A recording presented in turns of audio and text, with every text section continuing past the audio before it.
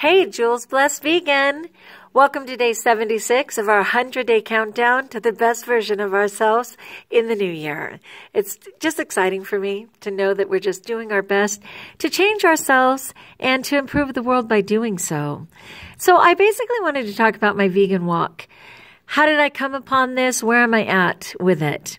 And basically, a little over a year ago, literally a year this month, but about 14 months ago, I just realized that the way I was eating was not working for me. I was up about 60 pounds. I was super uncomfortable in my body, and there was no stopping in sight. I was just so out of control with the standard American diet. So I had heard about different channels on YouTube. Some extremist named Tanny Raw.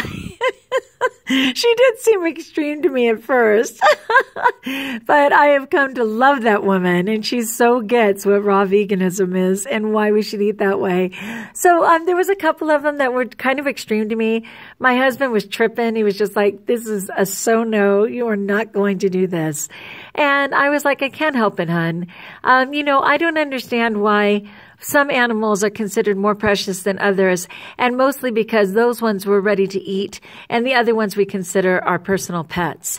I mean, if I have 6 dogs, 2 horses, a pig, and a bird, and I love every one of them and would do anything to protect them, why, pray tell, am I willing to have other animals slaughtered just so I can consume them?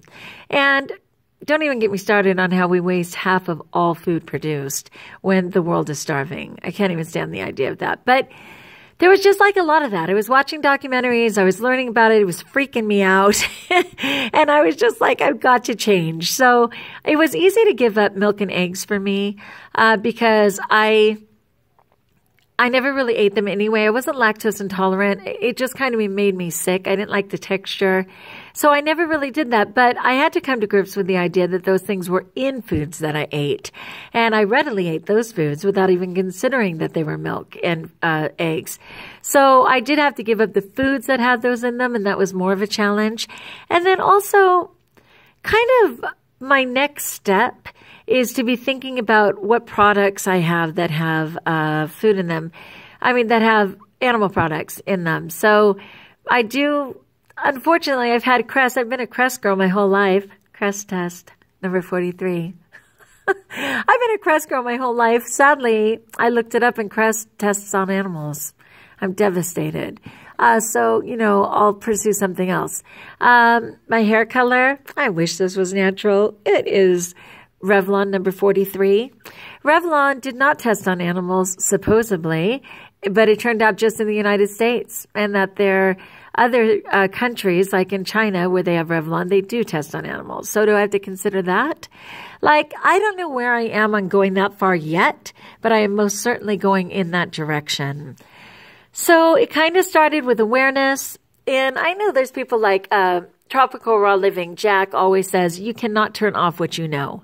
You can deny it, but once you've seen it, you know it. And that's so true. I know the truth. So I can decide not to care, but I can't say that I wasn't informed. And I think that matters to God for sure.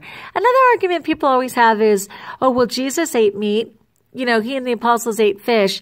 Yes, they did, but they didn't abuse the quantity. Like, they usually used every part of what they, caught. They used every part.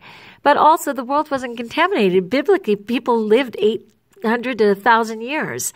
And that certainly isn't the case today. So with, the large industry and runoff in our waters, and just all of the different ways that things are being poisoned, our fish and the mercury levels, there's so many reasons. Do you care about yourself or not?